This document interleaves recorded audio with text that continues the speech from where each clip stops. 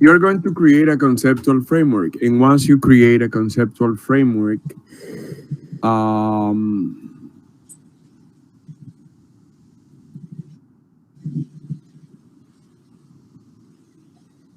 I'm typing here.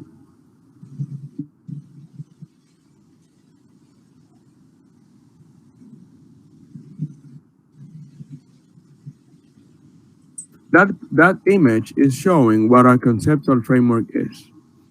And the purpose, after you show in an image, in an illustration, how all the elements are related, then then you're going to explain all these relationship between the elements in at least two paragraphs. And then you show a definition of terms section. And you make this list as Carmen is showing here, and that's great. But you first show the picture. That's something that when you are presenting your project, you're not going to be showing. You're not going to be showing all this.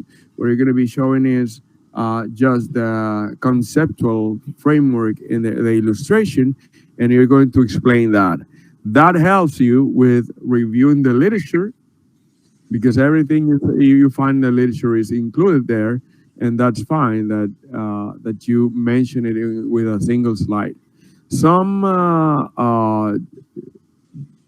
the jury, some juries, when you are presenting your monograph, they ask you to avoid presenting the literature review because the literature review section is too long. The literature review is not something you're going to present. You present a conceptual framework of the study where you show how there's literature related to the problem of study you're conducting and how understanding all of this is important. Carmen, I don't know if that answers your question. Okay, so the conceptual framework is different from the definition of terms, or they are like kind of related? I will say the definition of terms is part of it, but it's explained after you see what is the relationship between the terms. So we have to include the mind map right here in. Yes.